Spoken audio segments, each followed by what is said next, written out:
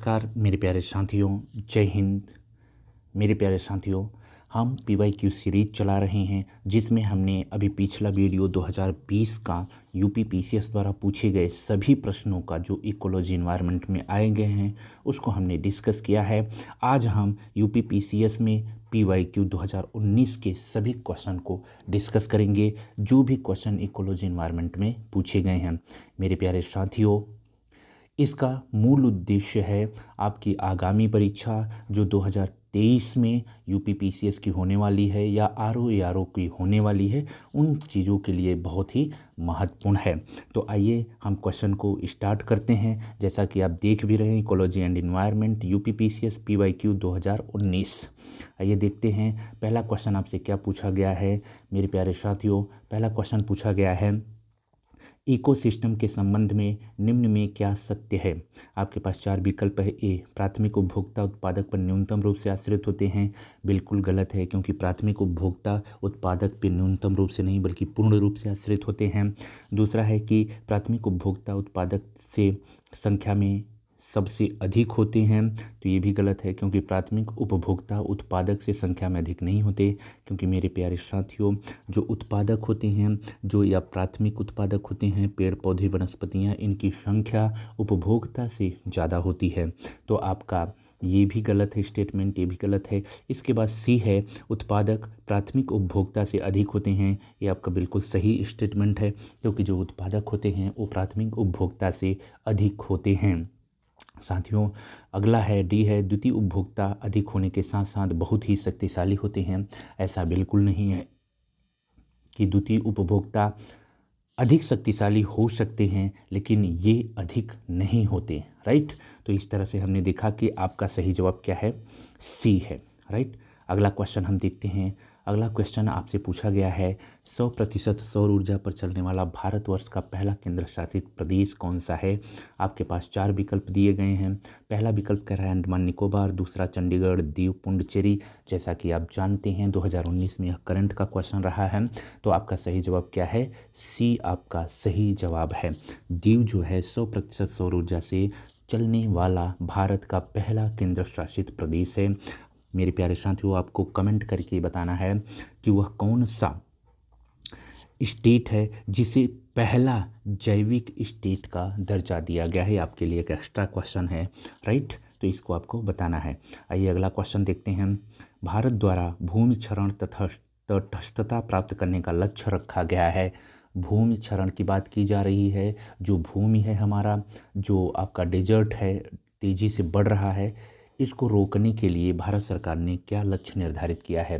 साथियों, जैसा कि मैं आपको बता दूं, 2019 में नई दिल्ली में COP14 क्या हुआ था, COP14, जो कि किससे संबंधित है, डेजर्ट से संबंधित है। तो इसी में भारत सरकार द्वारा एक टारगेट निर्धारित किया गया था कि 2030 तक जो भूमि क्षरण है उसको हम रोक सकते हैं। राइट। तो आइए अगला क्वेश्चन देखते हैं। अगला क्वेश्चन आपको पूछा गया था, समृद्धि की सीमा की अवधारणा का प्रतिपादन किसके द्वारा किया गया था। लिमिट टू ग्रोथ की बात की जा रही है। आपके पास चार विकल्प हैं, club of Rome, UNESCO, Brundtland आयोग, एजेंडा 21। तो आपका सही जवाब क्या है, आपका सही जवाब है क्लब ऑफ रोम। इसके द्वारा लिमिट टू ग्रोथ कब की रिपोर्ट प्रस्तुत की गई थी। यह रिपोर्ट कब प्रस्तुत की गई थी, 1972 में प्रस्तुत की गई थी। राइट। तो आइए अगला क्वेश्चन देखते हैं। निम्नलिखित में से कौन सा सतत विकास लक्ष्य SDG भारत में 2030 तक सभी के लिए पानी की उपलब्धता और इसके स्थायी प्रबंधन को लक्षित करेगा। SDG 6 है, SDG 7 है, SDG 8 है, SDG 9 है। तो आपका सही जवाब क्या होगा, SDG 6 आपका सही जवाब हुआ। यह क्लीन वाटर से है। राइट। यह पानी की सुरक्षा, साफ सफाई, पानी के प्रबंधन से है। इसी सिलसिले में भारत सरकार द्वारा पानी को लेके, पीने वाले पानी को लेके बहुत सारी योजनाएं चलाई गई हैं, जिसमें हर घर नल जल योजना एक प्रमुख योजना है। इसको प्राप्त करने वाला कौन सा स्टेट पहला है, जैसा कि आप जानते हैं गोवा ने इसको प्राप्त कर लिया है। इसके अलावा भी दूसरे नंबर पे कौन है, आपको कमेंट करके मुझे बताना है। ठीक है। अगला प्रश्न हम देखते हैं। निम्नलिखित में से कौन सा भारत में सतत विकास लक्ष्यों के कार्यान्वयन के लिए एक नोडल संस्था है? मेरे प्यारे साथियों, सस्टेनेबल डेवलपमेंट से 2 से 3 प्रश्न निश्चित आपके एग्जाम में देखने के लिए मिलता है इकोलॉजी इन्वायरमेंट वाले सेक्शन में। तो सस्टेनेबल डेवलपमेंट बहुत इंपॉर्टेंट हो जाता है। तो आइए देखते हैं, सस्टेनेबल डेवलपमेंट एसडीजी की बात की जा रही है, ठीक है। तो इसकी नोडल संस्था कौन सी है? अगर हम भारत में करें तो इसकी नोडल संस्था कौन है? नीति आयोग द्वारा इसको संचालित किया जाता है, राइट। तो आइए नेक्स्ट क्वेश्चन देखते हैं। भारत में सबसे अधिक जैव विविधता संपन्न क्षेत्र है? आपके पास 4 ऑप्शन है, गंगा का मैदान, ट्रांस हिमालय, पश्चिमी घाट और मध्य भारत। तो आपका सही जवाब क्या होगा? पश्चिमी घाट जो है ये जैव विविधता संपन्न क्षेत्र है, राइट। इसको हॉट स्पॉट भी कहते हैं। इसके अलावा 3 और हॉट स्पॉट हैं इंडिया में। वो कौन कौन से हैं? पूर्वी हिमालय है, फिर इंडो म्यांमार सीमा है, इसके साथ क्या है? सुंडा लैंड है। तो इस बात को भी आप ध्यान में रखना साथियों। आइए अगला क्वेश्चन देखते हैं। अगला क्वेश्चन है, निम्नलिखित में से किसमें दुर्लभ उपलब्धि के लिए वैश्विक 500 पुरस्कार दिया जाता है, राइट। तो आपके पास ये 4 ऑप्शन है, ठीक है। तो जिन संरक्षण के लिए, पर्यावरण संरक्षण के लिए, जनसंख्या नियंत्रण के लिए, प्रदूषण नियंत्रण के लिए। तो आपका सही जवाब क्या होगा? पर्यावरण संरक्षण के लिए वैश्विक 500 पुरस्कार दिया जाता है। वैश्विक 500 पुरस्कार किसके माध्यम से दिया जाता है? तो जैसा आप जानते हैं, यूनिप के माध्यम से यह पुरस्कार दिया जाता है। यूनाइटेड नेशन एनवायरनमेंट प्रोग्राम द्वारा दिया जाता है, ठीक है। अगला क्वेश्चन देखते हैं। अगला क्वेश्चन कह रहा है, धुआं या स्मॉग आवश्यक रूप से वायुमंडल में निम्नलिखित में उपस्थित के कारण होता है, राइट। स्मॉग की बात की जा रही है। स्मॉग 2 चीज़ों से मिलकर बनता है।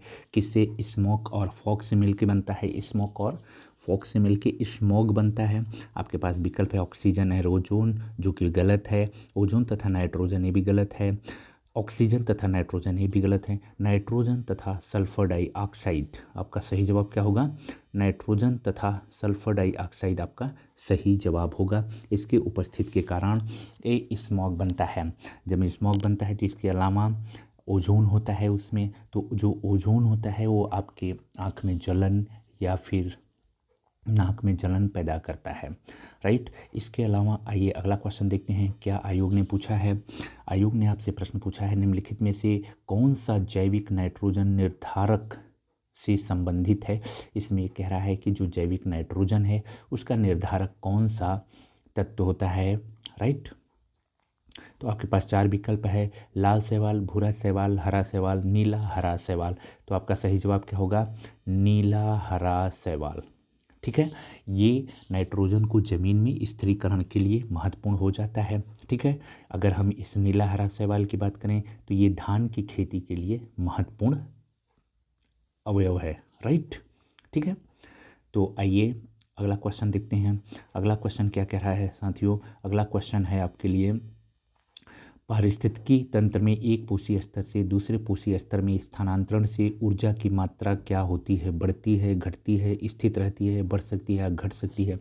तो मेरे प्यारे साथियों, जैसा कि आप जानते हैं, जब एक पोषण स्तर से दूसरे पोषण स्तर में ऊर्जा स्थानांतरित होती है तो ऊष्मा की गतिकी के द्वितीय नियम के अनुसार कुछ न कुछ ऊष्मा का क्षरण हो जाता है। इसका मतलब वो घटती चली जाती है। जैसे जब सूर्य से पेड़, जैसे ये मान लीजिए कि अपना सन है, राइट। सन से क्या हुआ? सन से जो वृक्ष हैं उन्होंने ऊष्मा ली और अपने अंदर जो है पोषक तत्वों को स्टोर किया। और जब इसे क्या कर दिया, इसे अगर किसी हिरन द्वारा खाया गया और फिर हिरन को शेर द्वारा खाया गया, तो इससे क्या होता है कि यहाँ से जब ऊष्मा यहाँ आएगी तो घट जाएगी, राइट। ऊष्मा क्या हो जाएगी? घट जाएगी। जब यहाँ से यहाँ जब ये एनर्जी ट्रांसफ़र होगी तब ये घट जाती है। तो आपका सही जवाब क्या होगा? घटती है, राइट। आइए अगला क्वेश्चन देखते हैं। अगला क्वेश्चन क्या कह रहा है? 2 कथन दिया गया है, कथन और कारण है। आपके पास ये देखना है कि क्या कथन और कारण का सही तालमेल है, क्या एक दूसरे की सही व्याख्या करते हैं या नहीं, राइट। तो आइए प्रश्न देखते हैं। प्रश्न कह रहा है कि उष्णकटिबंधीय देशों में तितलियों की प्रजातियां सर्वाधिक संख्या में पाई जाती हैं। बिल्कुल यह सही है, सर्वाधिक पाई जाती हैं। क्यों? क्योंकि तितलियां कोल्ड ब्लडेड होती हैं। इसका मतलब ये होता है कि तितलियां अपने तापमान को अपने अनुसार नहीं ढाल सकती, बल्कि जैसा वातावरण होता है उसी अनुसार उनका तापमान बढ़ता या घटता है। ठीक है, अगर ये ज़्यादा जैसे शीतोष्णकटिबंधीय क्षेत्रों में अगर चली जाएंगी, ठीक है, तो वहाँ पे तितलियों का जो ब्लड सर्कुलेशन है वो सही से काम नहीं करेगा और ये अच्छे से उड़ नहीं सकती। इसलिए ज़्यादातर उष्णकटिबंधीय देशों में ही रहती हैं, इनकी संख्या ज़्यादा पाई जाती है। कारण कह रहा है तितलियाँ कम तापमान में नहीं रह सकती, बिल्कुल वही जो मैंने आपको बताया, कम तापमान में ये नहीं रह सकती। ठीक है, तो कथन और कारण दोनों सही है और ये इसकी सही व्याख्या करता है। तो आपका सही जवाब क्या हो गया? ये आपका सही जवाब हो गया। आइए अगला क्वेश्चन देखते हैं। अगला क्वेश्चन क्या कह रहा है? अगला क्वेश्चन है सुमेलित करना है। इसमें कह रहा है कि कौन सुमेलित नहीं है। पहला आपके पास है कार्टाजेना प्रोटोकॉल।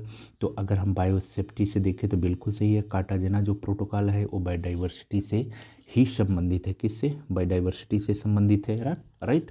स्टॉकहोम सम्मेलन की बात करें तो स्टॉकहोम सम्मेलन जैव प्रदूषक से संबंधित है, ये भी सही है। स्टॉकहोम सम्मेलन कब हुआ था? 1972 में। मॉन्ट्रियल अगर प्रोटोकॉल को देखें तो ये ओजोन परत से हुआ था। मॉन्ट्रियल प्रोटोकॉल कब हुआ था? 1987 में। क्योटो प्रोटोकॉल कब हुआ था? जल संरक्षण से ये सम्मिलित नहीं है, क्योंकि क्योटो प्रोटोकॉल ये जल संरक्षण से नहीं है, बल्कि ये किससे है? ये है आपका ग्लोबल वार्मिंग से। ठीक है, ग्रीन हाउस गैसों से संबंधित है क्योटो प्रोटोकॉल। ये कब हुआ था? ये हुआ था 1907 में क्योटो प्रोटोकॉल हुआ था। क्योटो कहाँ पे है? जापान की राजधानी है। और ये लागू कब हुआ अगर आपसे पूछा जाए तो ये 2005 में क्योटो प्रोटोकॉल लागू हुआ था। मॉन्ट्रियल प्रोटोकॉल ओजोन परत से 1987 में, जैसा कि मैंने आपको बताया। स्टॉकहोम सम्मेलन 1972 में। और कार्टेजेना प्रोटोकॉल ये 2000 में हुआ था और 2003 में लागू हुआ था, बायोडाइवर्सिटी से संबंधित है। 2003 में लागू हुआ था, 2000 में इस पर क्या हुआ था? हस्ताक्षर हुआ था। तो अगला क्वेश्चन हम देखते हैं। अगला क्वेश्चन क्या कह रहा है? अगला क्वेश्चन कह रहा है निम्नलिखित में से भारत के संविधान के में किसमें पर्यावरण संरक्षण एवं संवर्धन तथा वन एवं वन्य जीव की रक्षा के प्रावधान पाए जाते हैं। आपके पास 4 विकल्प हैं, जिसमें एक कह रहा सॉरी केवल राज्य के नीति निर्देशक तत्वों में, केवल मूल कर्तव्यों में, ए बी दोनों में। जैसा कि आप जानते हैं, जो पर्यावरण संरक्षण एवं संवर्धन की बात या वन्य जीव के संरक्षण एवं उनकी रक्षा की बात डीपीएसपी में भी कहा गया है। डीपीएसपी में किस आर्टिकल में कहा गया है? आर्टिकल 48A में कहा गया है, राइट। इसके बाद हम बात करें मूल कर्तव्य की, तो मूल कर्तव्य में भी कहा गया है। आर्टिकल 51 जो जी है उसमें पर्यावरण संरक्षण या वन्य जीवों की रक्षा की बात की गई है। तो आपका सही विकल्प क्या हो जाएगा? सी आपका सही विकल्प हो जाएगा। निम्नलिखित में से भारत के संविधान, राइट, ये क्वेश्चन हो गया। अगला क्वेश्चन देखते हैं। अगला क्वेश्चन है नीचे 2 कथन दिए गए हैं, कथन और कारण है, आपको सही जवाब ढूंढना है, राइट। कथन क्या कह रहा है? कथन कह रहा है कि सतत विकास मानव समाज के कल्याण हेतु महत्वपूर्ण होते हैं। जी साथियों, सतत विकास सस्टेनेबल डेवलपमेंट का काम ही है, जो ह्यूमन के कल्याण की बात करता है, राइट, इनके वेलफेयर की बात करता है। ठीक है, तो ये सही है, क्योंकि सस्टेनेबल डेवलपमेंट क्या होता है कि हमारी जो पीढ़ी है, वर्तमान जो पीढ़ी है, उसकी योग्यता को प्रभावित किए बिना हम क्या करते हैं कि जो आने वाली हमारी भविष्य की पीढ़ी है, उनकी भी सुख सुविधा, उनके संसाधनों का हमें ख्याल रखना पड़ता है, राइट। तो ये हमने देख लिया। तो सतत विकास मानव समाज के कल्याण हेतु महत्वपूर्ण है, बिल्कुल सही है। कारण है सतत विकास से अभिप्राय ऐसे विकास है जो भावी पीढ़ियों की जरूरतें पूरा करने की योग्यता को प्रभावित किए बिना वर्तमान समय की आवश्यकता पूरी करती रहे, बिल्कुल सही है। डिफिनीशन दिया हुआ है, ठीक है। तो कथन कारण दोनों सही और इसकी सही व्याख्या कर रहा है, तो आपका ये सही जवाब हुआ। अगला प्रश्न क्या है? अगला प्रश्न है साथियों कि पर्यावरण कोऑर्डिनेट्स वक्र पर्यावरणीय क्षति एवं प्रति व्यक्ति जीडीपी के मध्य संबंध दर्शाता है। इस पर्यावरणीय कोऑर्डिनेट्स वक्र का आकार किस प्रकार होता है? बहुत ही कंसेप्चुअल क्वेश्चन आपसे पूछा गया था, ठीक है। इसमें पूछा गया है कि पर्यावरण और जो आपका जीडीपी है, प्रति व्यक्ति जीडीपी है, उसके बीच क्या संबंध है, राइट। तो देखिए जैसे जो पर्यावरण है और जो आपकी जीडीपी है इसके बीच क्या संबंध है। मान लीजिए कि ये आपका इन्वायरमेंट है, ठीक है, ये आपका जीडीपी है। अब इसके बीच अगर एक एक बार क्या होगा कि जैसे जैसे आपकी जीडीपी बढ़ेगी, इन्वायरमेंट क्या होगा, इन्वायरमेंट आपका प्रदूषित होता जाएगा। लेकिन एक सीमा के बाद जीडीपी तो बढ़ेगी, देखिए जीडीपी तो बढ़ रही है, राइट।